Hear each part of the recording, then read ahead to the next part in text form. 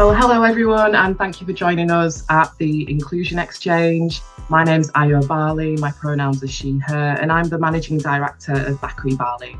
We are a Merseyside-based equity, diversity and inclusion consultancy, and we provide strategic advice and also learning and development programmes for organisations that want to improve a sense of inclusion, belonging and fairness within the workplace. So we're really, really pleased to have you joining us today for what is, I believe, our 10th episode. We're now on season 3 and episode 2. And today's episode of the Inclusion Exchange podcast is specifically focused on leadership. And the title is Breaking the Cycle, Empowering Progress for Minoritised Talent. So it's a topic that is incredibly important when we look at equity and diversity in the workplace. We see that often the higher up you go up an organisational hierarchy, the less diverse it becomes. So I'm really, really pleased to have the opportunity for the next hour to speak to an expert about their experience of really implementing programmes and change to really tackle that issue and that barrier. So speaking of our guest speaker, I'm really, really pleased to welcome Lanre. I'll ask him to come on in just a moment. But before I do, I'm just really keen to share a little bit about Lanre's background. So for those who don't know, Lanre Sulola is a coach who is passionate about building inclusive cultures to enable teams and individuals to thrive. Lanre's expertise in inclusion and diversity has helped organisations to drive business performance and employee engagement. He works with organisations to implement inclusion and diversity related metrics, practices, initiatives around performance, recruitment and promotion. So a whole host of organisational priorities he will focus on. He leads programmes to support underrepresented groups to have greater visibility in their businesses and to bring their true self to work. And he's creating inclusion programmes, support individuals and teams in building an inclusive culture. He also runs racial equality and women in leadership programmes, and he conducts performance and culture focus groups for organisations, really helping them to understand what's going on in their businesses and the effectiveness of current initiatives. Lanre is also a poet and a powerful communicator, and he uses innovative tools to help individuals engage and communicate. So without further ado, I'm going to welcome Lanre onto the podcast to say hello. It'd be lovely to see your face. There you are. Hi. You okay? Good to see you. I'm good. Glad to be here. Looking forward. Oh, thank you. Thank you so much for coming on. I'm really, really keen to hear from you. I know that it's been probably a couple of years, probably since we've been in touch, and quite a while since I've seen you. So I'm really open to finding out a lot about what you've been doing, particularly since we studied together at Birmingham, and what you've been doing in terms of setting up Inner Ambitions and everything else. So really, really excited for the conversation. Nice. So I generally start, Lanre, with a bit of an opening question, really, just to find out a bit about your origin story. So for those who don't know you, it'd be really good to find out a little bit about yourself and also how you got into what you're currently doing. Yeah, it's been an interesting journey for me. Yeah, as you said, we studied at Birmingham together, and from there, I started life as an accountant. So I was at PwC, going through the whole accountancy audit journey. Halfway through that time, there was this opportunity to be what was called a Reach role model. And it was a programme that was set up by the Labour government at the time to raise the aspirations of young black boys and black men at the time. There was some work being done around overrepresentation of black men in the criminal justice system, sort of poor performance in education and around employment. So it was a scheme to kind of really address that. And I was the youngest at the time. I was chosen as one of 20 Reach role models to kind of share their story and help these individuals to really move forward. And of course, black boys and black men don't live in a vacuum. They live in community with everyone else. So that meant I was going out, really speaking to different groups of individuals about my story and how they can move forward and support them, whether it was in their education or in their careers. And from that really lit a fire inside of me of like, yeah, accounting was fine, but this was something that I just had a real passion for.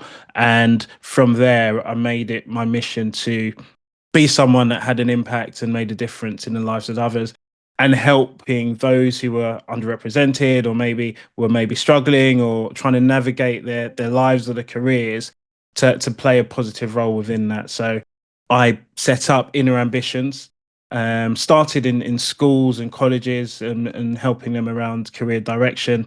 And then that transitioned into working with organizations, whether it is around supporting their career, whether it's some coaching and mentoring. And it just went from there. And before you know it, I was working with many different organizations. And then around leadership, how do we can develop better leaders, and ultimately creating an environment where everyone really can thrive. So it's been an interesting journey. When I started, didn't expect I'd be here, but it was really clear that this is a space that I play in, and this is the work that I want to continue to do. So hopefully that shares a little bit of Yeah. what I do and how I came into it. Yeah, absolutely. No, that's really interesting, and that beginning or origin, particularly in terms of doing work with schools as well, and then progressing Mm. into doing work in different areas, because obviously it is a lot of people, particularly when they think about the pipeline around talent, they talk about often about starting within schools. So I'm interested maybe as we get into the rest of the conversation to see what your thoughts are on that as well when it comes to Yeah. representation. But yeah, so I think my next question really is about the fact that you've really built your career around coaching, leadership, talent development, and you've obviously mentioned there about how you got into it. But I wondered if there were any pivotal moments for yourself in terms of your journey that made you particularly passionate about supporting minoritized talent within the workplace. So it could be something that maybe you've seen or experienced personally.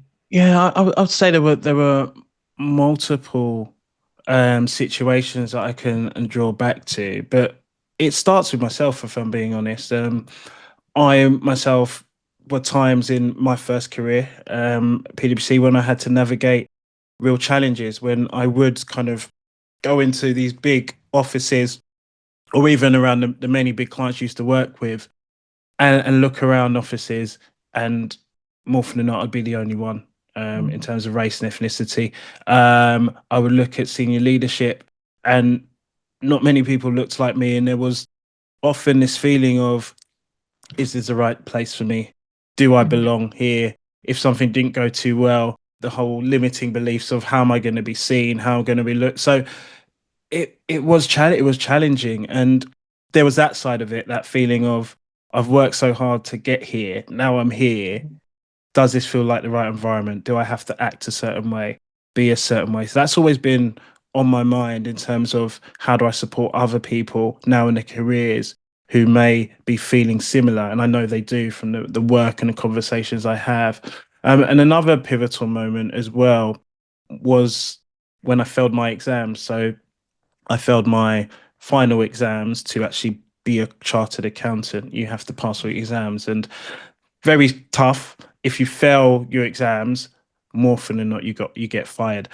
So normally the rule is if you fail twice, you're fired. You're out of there. So I failed mm, my final exam twice. So really, I should have been fired. And it was at the time of Lehman Brothers going down, and people were losing their jobs. So I was like, oh no, I've worked this hard. I've got this far, and I'm not going to qualify.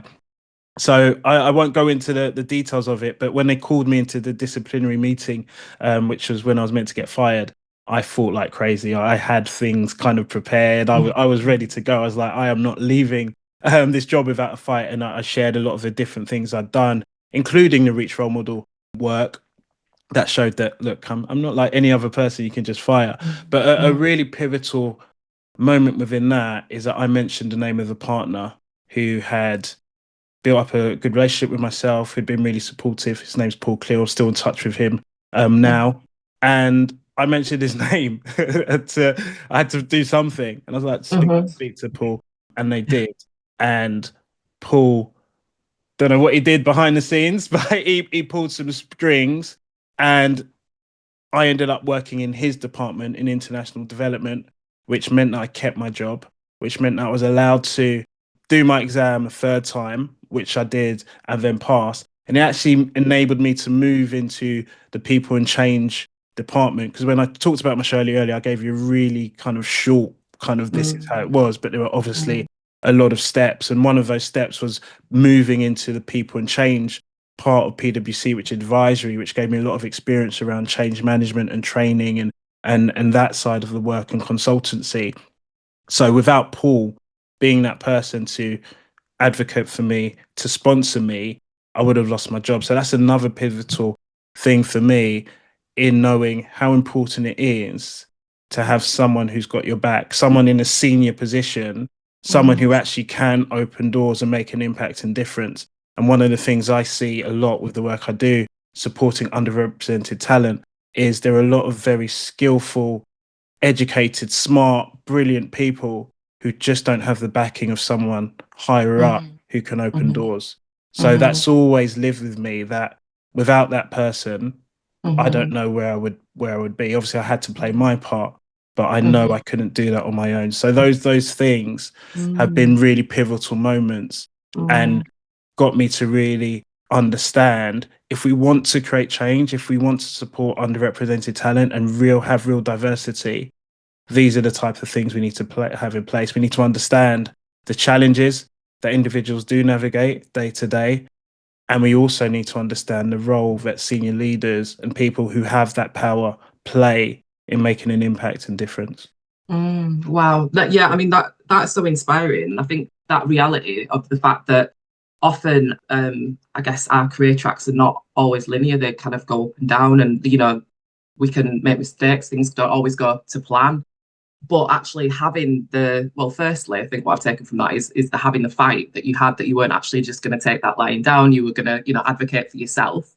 So I wanted to know where that came from, that particularly given what you said about that element of perhaps lacking that feeling of belonging within organisation. So where does that fight come from?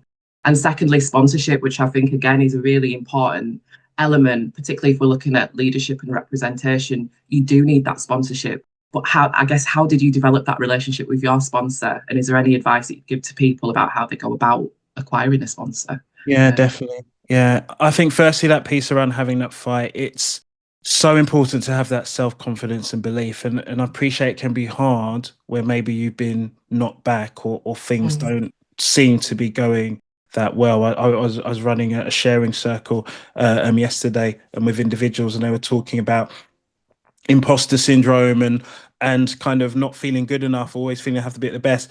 But at the same time, within these stories, these individuals were sharing some of the successes that they have and some of the great things they do without even realizing it. And one of the things I had to call out to them is, I really appreciate and empathize with the struggle and that feeling of imposter syndrome and not feeling good enough. But at the same time, you've almost mentioned it as a footnote, sharing successes, wins, things that you're doing despite all of that. And it's holding on to that and reminding yourself that no, you do have the talent. No, you are good enough. You are meant to be here. And even if it feels that no one else believes in you, you've got to kind of beat that drum for yourself. So you need that element of confidence. You do need support around you to help amplify that voice, but it does start within you as well, because you've got to be a leader within yourself first to get others to believe with you. So even in the sponsorship piece, it's going to be difficult to get a sponsor to believe in you if you're not first kind of showing and sharing what you offer and add to the table, because no one's going to sponsor you if they don't really see your qualities themselves, because obviously there's something on them. It's their reputation on the line, that if they're shouting your name up in corridors or rooms that you're not in, they're expecting you to follow through with them and deliver. So there is an expectation that you do have to do the work. And it links that piece around kind of building that relationship. That relationship came to be honest, they initiated it. They saw some of the work. And again, it links back to the work you do and how can you make that visible. They had seen the Reach role model work that I had done, and we'd set up a meeting and we started to talk, and obviously helped to kind of keep having those conversations. And you need to show initiative, especially if it's someone more senior, that they're going to be busy. But I think just being authentic and reaching out to people, and that can make an impact and difference. And if that first person that you kind of want to build a relationship, it doesn't quite work, there's other people around. But I believe you've got to see that as important as the work that you're doing. Like, we've probably all said it or heard it, just doing the work is not enough. And I know some people still hold on to that, but my work should speak for itself. But in reality, life's about relationships, work's about relationship. People want to work with people they work. I'm here and happy to be here because I have a relationship with yourself. I know you. I'm connected to you in some way.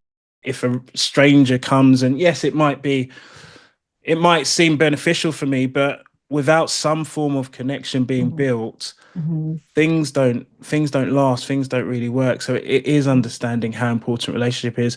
And I say especially now in this current age where we are working a lot more remote, people do seem to kind of be a bit more inside at the moment because of how things have been over the past few years. But I think ultimately the individuals that really thrive are the ones that build really strong connections and relationships and leverage those in the right way. So it's a bit of confidence as well. All links to the confidence. It takes bravery. You might not be the loudest person in the room. You might be an introverted person. You can still have good relationships and really show yourself. So I'd say those things are really key if you want to move forward and navigate what can be complex and difficult careers. Yeah, no, that's brilliant advice. Thank you. That's really great.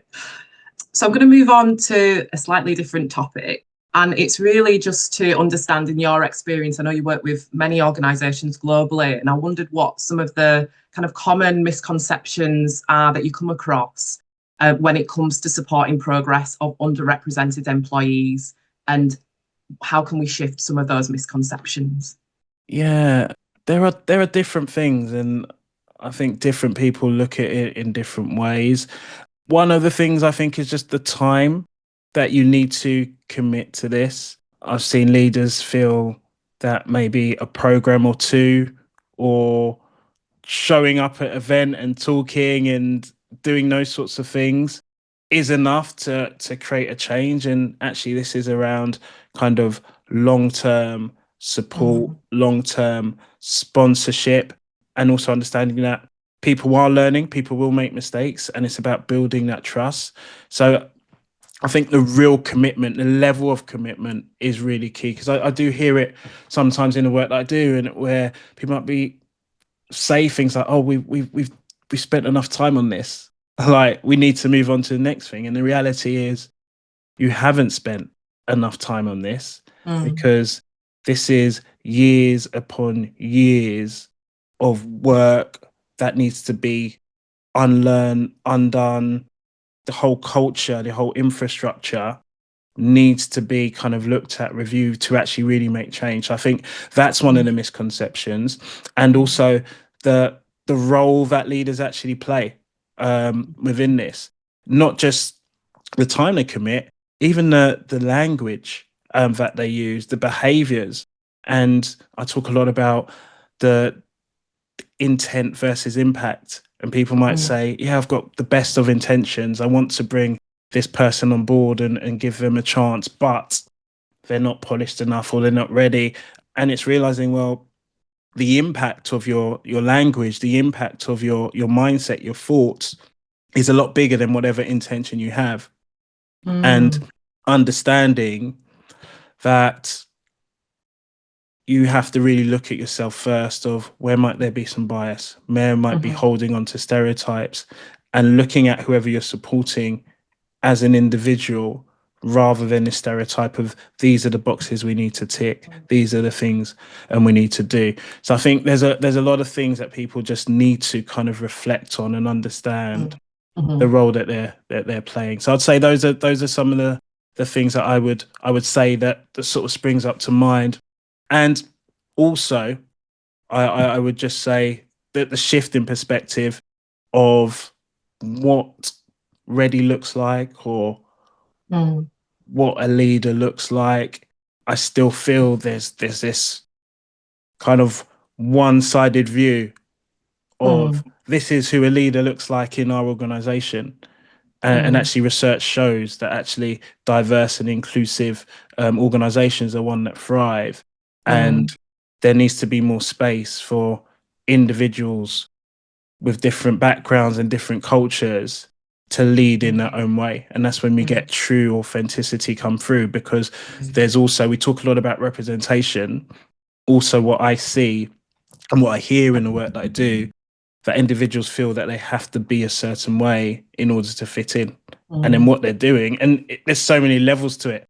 even to the name, people feel actually I have to have a westernized name Yes. Yeah. just to get through the door or just to avoid any awkwardness. That's just one level to it. Mm, I have to mm, change my name. I have to dress a certain way. My hair can't be a certain way. I have to talk a certain way. I have to address. I have to present. There's so many different things that yeah.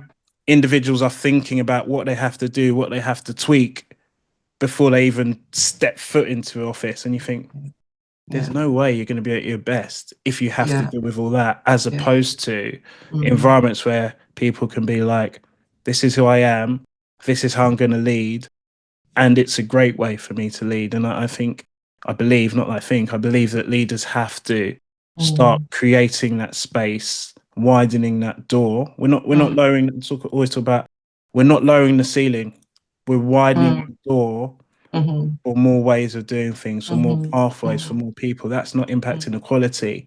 That's just mhm, adding richness and diversity and difference. So the mhm. more we start to move away from the one way to the many ways, we'll start to see different leaders. We'll start to see confident leaders, people thinking, well, I don't have to be like John, Bob, and Terry or whoever. Yeah. I can do it my own way. So Yeah. Yeah. there are many different things that overlap and kind of come Mm, up. But I think just breaking down some of these step by step yeah. just makes it a better place to be Yeah. and work, really. Yeah, yeah, yeah. No, thank you. And I think there's so much in there in that answer, which really, really helpful. Just going back to one of your first points about misconception around the amount of time it takes, that's also something that I hear quite a lot. And there was an article that came out a few weeks ago, particularly around the lack of diversity in the healthcare system in the UK and the fact that we've had, the NHS since the early 1940s, kind of over 70 years later, even though the NHS was founded on labour from the Caribbean and a wide range of ethnicities, what we see is that even almost 100 years later, that diversity has not progressed to the senior levels in the way proportionately it has for white people, British born. So I think that has to be, it has to be focused on the amount of time that it does take, but also the amount of consistency that you need to unpick what's Mm. gone wrong within those systems over those years as well. So I wondered, because when you were talking, I was thinking very much about power, and definitely widening the gate means more diversity, it means more innovation and better outcomes for organisations. But I wonder where power comes into it, because often to improve diversity, one of the barriers that I see is this feeling that actually we're going to actually somehow lose power or certain people will lose their jobs. So how do you actually engage in that type of conversation when it comes down to that true release of opportunities to other people? Yeah, no, that's a really important question, and part of the work that we focus on is that understanding of the importance of current leaders and acknowledging that they do have power, and it's Mm, not trying to take the power from them. It's mm, trying to leverage the mm, power that they have to shape the mm, leaders of tomorrow and shape mm, leadership for tomorrow. Because what I believe, we can do this better. We mm, can lead better. We can have more inclusive, more diverse, more successful organizations mm, if the current leaders understand that and see that, build those networks and relationships.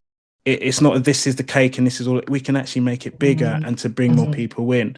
So it's moving away from this sense of maybe it's a bit of fear of, if this changes, where am I? I'm out of a Yes. door. And Yeah. actually more saying, this can change for the better for all of us, because we're missing out on perspectives, skills, capabilities, new ways of doing things. We live in a much more global world. So even looking at it from a business kind of sense of, actually, are there markets that we're not reaching? Are there kind of communities? Are there cultures that we're not tapping into because we're only seeing things one way? Hmm. So it's just reframing what Hmm. the role is. And Hmm. even the work we do around underrepresented talent, it's not in a vacuum. It's Yeah. not, we're just trying to create a space for a different group of people or replace who's already there.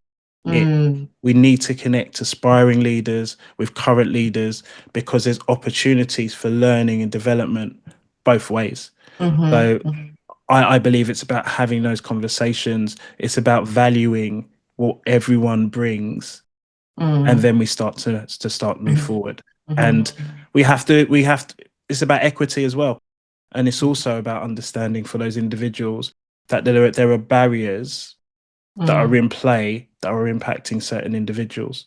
So what the main thing we're trying to do is knock down those barriers. Yeah. And when those barriers are gone, it's a different environment, rather than keeping the barriers up, which might be fine for you, but actually it's really hurting other groups. And again, it's going back to how are we using that power?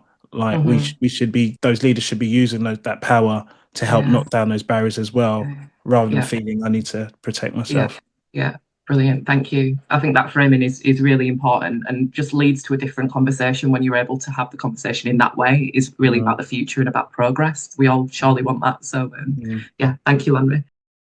So I know that you've worked with lots of organisations globally, and in the introduction I mentioned a few different programmes that you run, but I wondered what tried and tested and evidence-based perhaps programmes you've seen that really do help make progress in terms of improving representation of talent. Are there any particular types of programmes or initiatives that you think we should know about? Yeah. It links to just what we were just talking about now. It's the importance of building the connection and the relationship between current leaders, senior leaders, and aspiring leaders. Programs that put groups in a vacuum, in silo, will not work. If you're just focusing on the senior leaders, they are going to miss the challenges, the barriers, the stories, the insights that the aspiring leaders, and I'm calling the underrepresented talent aspiring leaders because that's what they're aspiring to be, to lead, to be leaders in their own right.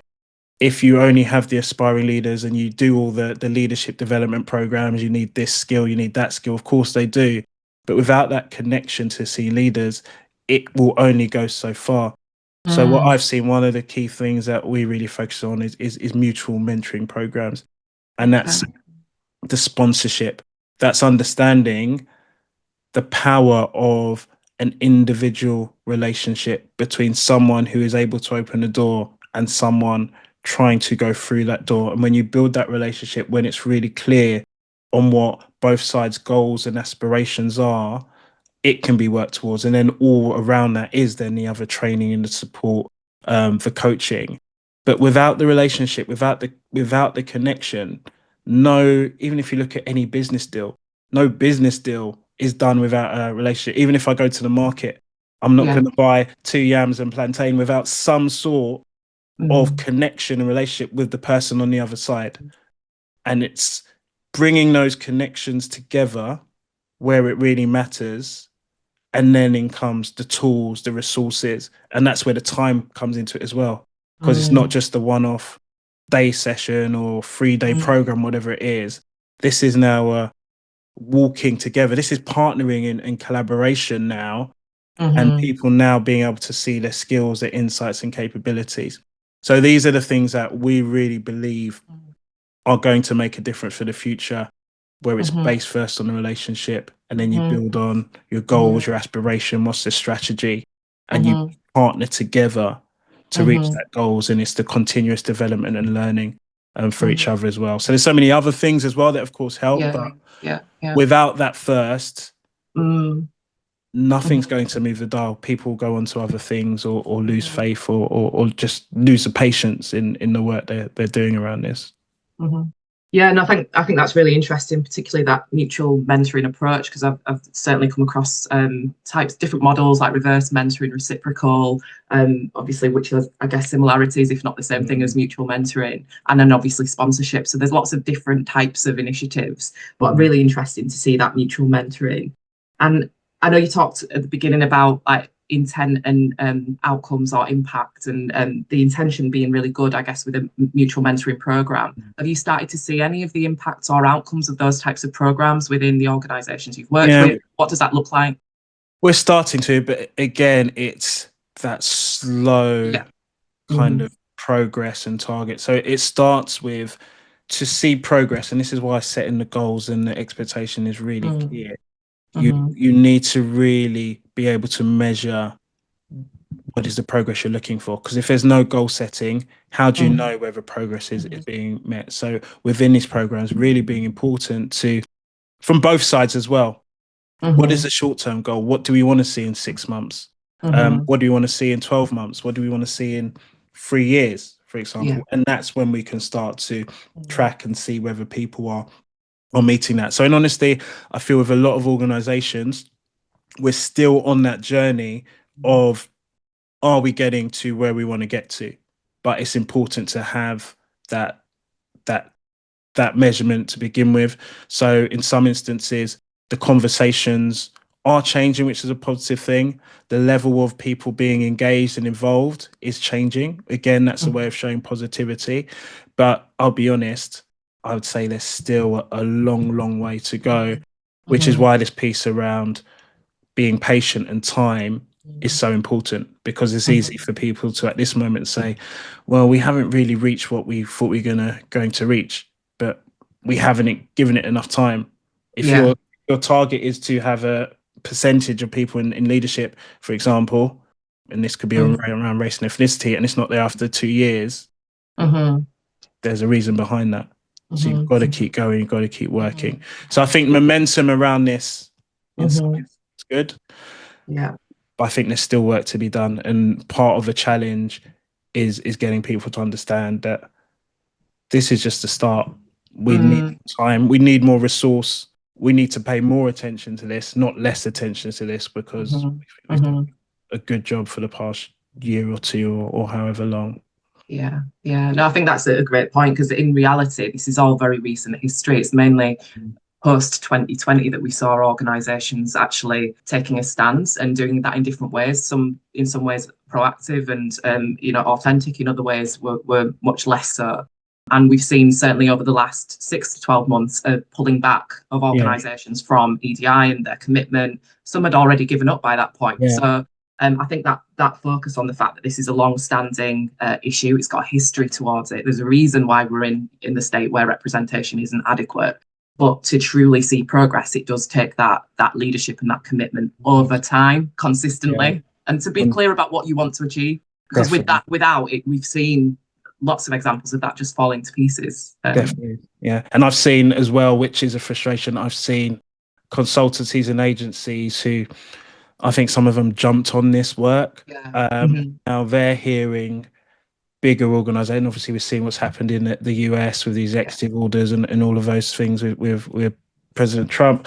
Consultancies now changing their message as well to kind of fit that narrative. So the question is, are you doing this because you want to see real change, or are you doing this because this is an avenue where you can boost revenues and you're going to do what makes whatever the majority, well, not even the majority, the main players, if you like happy. So I do kind of worry about who controls the narrative and what's really going on, because I've not walked into, I don't know about you, tell me if you've seen it, I've not walked into any organization, seen their leadership and thought, oh wow, this is what we're aiming for.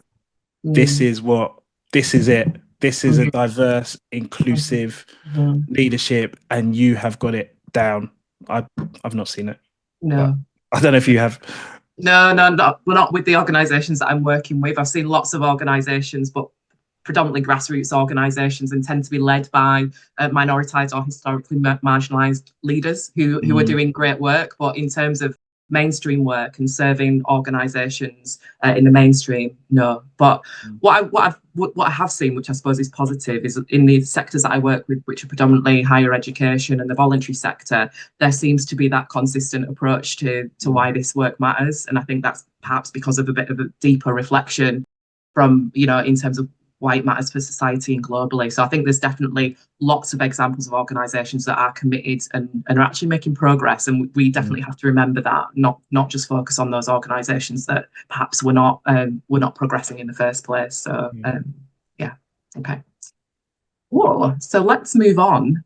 You've touched on this a little bit already, Lanre, but I wondered if there's anything else you wanted to add. This is really the fact that in doing this work, particularly around kind of widening the gate to diverse talent and taking equitable approaches, sometimes the narrative that some organisations actually adopt is that they need to fix individuals from underrepresented backgrounds, i.e., there's not enough qualifications within certain groups, whether that be kind of women in STEM or racial minoritized communities. They'll perhaps look at a deficit model, perhaps that it's to do with individuals, why they're not actually progressing through the leadership pipeline. And I wondered how organisations can really shift from that deficit model to one that's actually empowering and more reflective of their own structural barriers rather than the individual. Yeah. Anything else to add on that?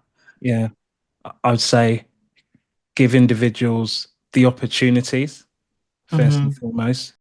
Easy to use that as an excuse. I even go back to the language we use.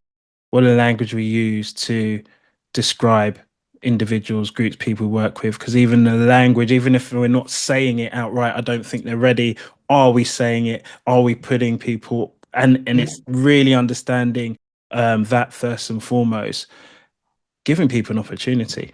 I think that is what it is, giving them the opportunity and then giving them support. We did some research with a firm around kind of underrepresented groups, and the difference between support and challenge.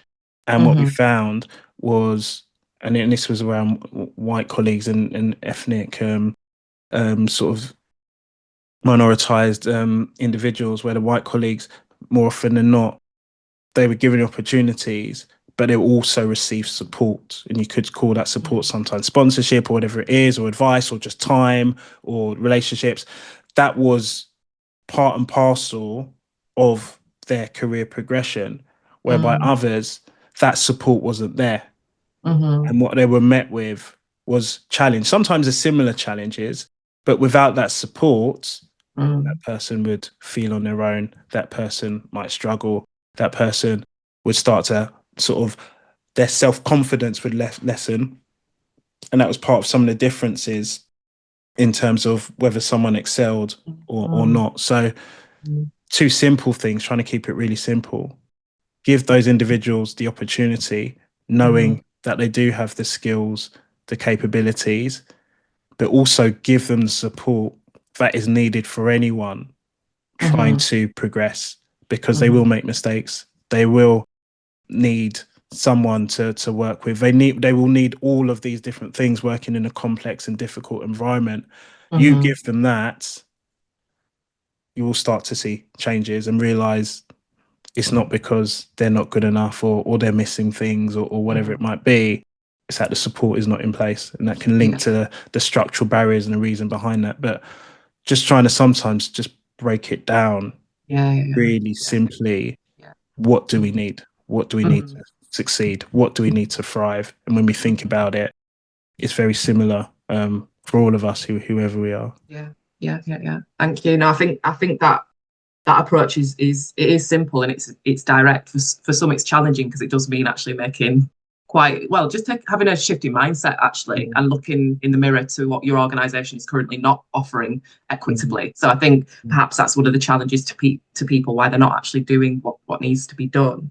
One thing that I hear quite a lot that in some ways frustrates me, and I'd be interested to get your perspective, is where organisations, perhaps rather than looking in the mirror about their organisational structure, they'll jump straight to, oh, we need to go into schools to promote this line of work to racially minoritized communities or to women and girls, whatever the underrepresented group might be.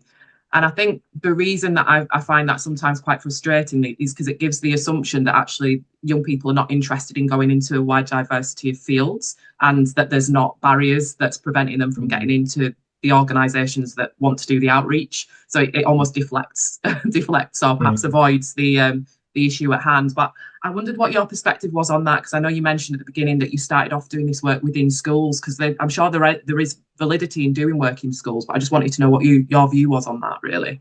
Yeah, I believe exposure is important. So the more you expose young people to things, the more it opens up their minds of what is available, what they can do.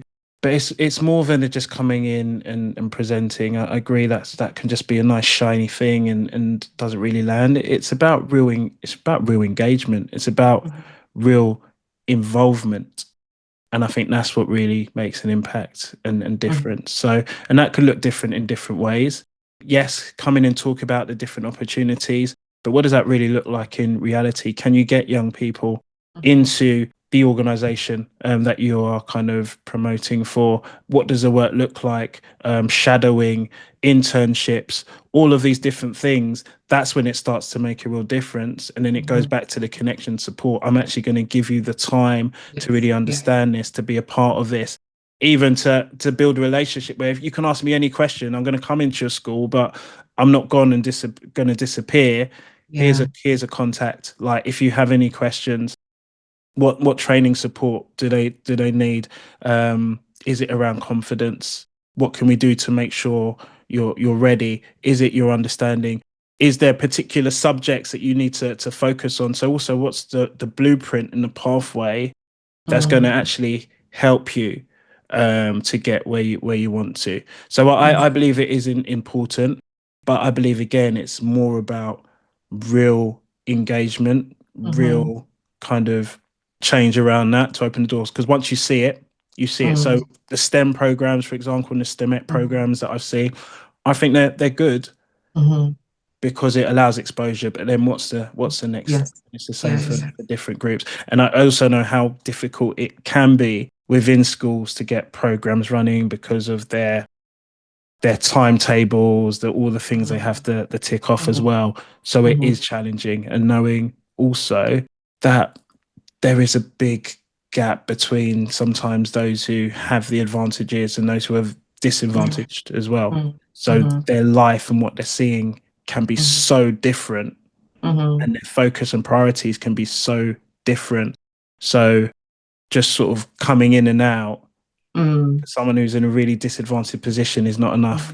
We have to do a lot more to engage that person, empower that person, and make them feel that they could belong in this environment or work, really. No, thank you for breaking that down, because I think that's really helpful, because I think it's not either or, it's like both, and like to do the outreach is super important, but also that reflection of what you can do to make sure that that's actually set up for success and it's going to have that positive impact. So and that time that it takes to develop those relationships in the long term, rather than coming in 1 year and then next year nothing, which I think that can break down trust with some of the communities that you're wanting to engage. So thank you very much for that. So I think we're on to our last couple of questions, Lanre, and we're going to kind of shift the focus now onto kind of proactive tips that people might be able to take and adopt from the conversation into their own organisations. So I wanted to ask you, particularly for leaders or managers that might be listening, who want to advocate for more equitable talent development in their own organisations, but are unsure where to start. Is there a particular first step that you would encourage them to take in terms of making a tangible difference? Yeah, definitely. Speak to your people, like dialogue. The starting point for everything is dialogue, and create, again, it goes back to this time piece around that things take time. You have to create space for it. Have brave conversations, because you might not like what you hear. However, you need to understand what are the real challenges that your people are going through. What are they missing? What are they not seeing? Understand that, what support is needed, and then you can build a plan around that, a strategy around that. And that can also help kind of sell, well, this is the resources we need. This is the budget that we need for this. This is the time frame that is going to take.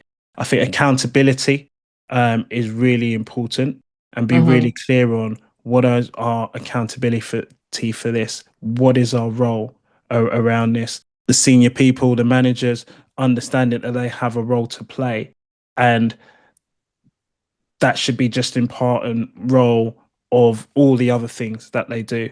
So understanding what that is, being kind of held to account for that as well, and being able to again build those relationships. Who can they support?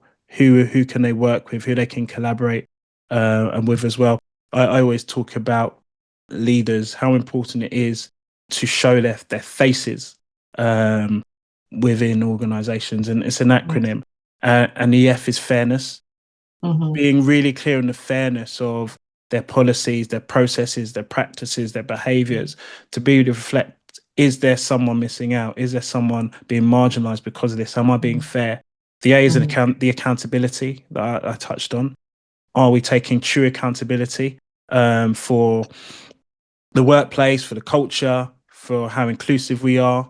C is collaboration. And we can make so much change, not through a program, not through training, just by actually, I'm going to now collaborate with this individual that I never used to collaborate before. I'm going to work more closely. I'm going to bring them on board. I'm going to get their ideas. In a team meeting, I'm going to share, or outside, I'm going to check in with them to make sure they're on board. So collaboration is the C. The E is around empathy. That we really need to start to put ourselves in the shoes of others and understanding what needs to be done to move them forward. And the S is around sharing. And that could be sharing more of ourselves. That could be sharing information. That could be sharing more insights. That could be sharing more plans around the strategy. But when we start to do that again, we're bringing people more on board. So it's those everyday things that is going to allow us to be more visible to others. It creates a space for others to have their voice amplified rather than being marginalized. And then it's about having that clear plan of, okay, what are the things that are going to work for this particular individual or this particular group? Where are the sponsorship opportunities? Where are the kind of challenge opportunities, the stretch opportunities? Are we checking in again and seeing how it's working and seeing where progress is? And keep on going and going and having more conversations with those outside as well to see who's doing it well and what we can learn. Yeah, love that. And love that acronym FACES. So yeah, it gives real clarity really in terms of starting point, because often it can feel like I'm not sure where to start. But with that, there's definitely something that anyone can identify one action really that they can take within that. So that's super. My final question is another question around tips and advice, but this is more for someone who might be working within an organisation where they are feeling that lack of belonging. Perhaps they might be underrepresented, they want to progress, but they're not sure where to start. And I know you've talked about your own personal journey and what you've seen in organisations. Is there one particular tip that you would give to that individual on what they can do to progress to where they want to go within their company? Yeah, don't keep it to yourself. It can be easy sometimes to think that you're the only one experiencing this. Even yesterday in the sharing circles that we were running, and someone was really vulnerable and shared their challenge. Everyone else in the circle said, yeah, I've been there as well. And sometimes just having someone to share that with can release that. And this person talked about a bag, a heavy bag they were carrying with them. And even as they spoke, I could feel that on my own shoulders, and they were carrying that bag. And they said that being able to share and talk that through was like them being able to put that bag down. So I would say, as a starting step, put that heavy bag that you're carrying on your own down, but then allows you to feel more free, that allows you to see more clearly. And then from there, you can do some of the other things we talked about, finding the right people, building the right network, putting a clear plan in place of where you want to be, and going through those steps, that whether it is in that organization or whether it's somewhere else, you're more able to do that. But until you kind of put that bag down, it's going to be very difficult for you to be clear and at your best, and to even believe in yourself that you can. As we said earlier, it's so important that we can show the skill, the talent, the ability that we have for others to then believe in us. It will start to move forward and change. Yeah. Thank you so much. Thank you. That is a lovely place to end, and I think probably something that's inspiring for everyone listening, really, in terms of that. Yes, self-empowerment, but also acknowledging what burden it is that we're carrying, so that we don't feel too shy about talking to other people about that. I think it's really important. So I'd just like to finish by thanking you so much for your time over the last hour, Lanre. We're going to make sure that all the links to Inner Ambitions and all the fantastic services and coaching and leadership programs are linked in the show notes. So if anyone does want to find out more about Lanre's work or how to work with Inner Ambitions, you'll have easy access to that. But yeah, once again, thank you, Lanre, and we look forward to bringing another episode to everyone soon. Thank you. It's been a pleasure. Thank you.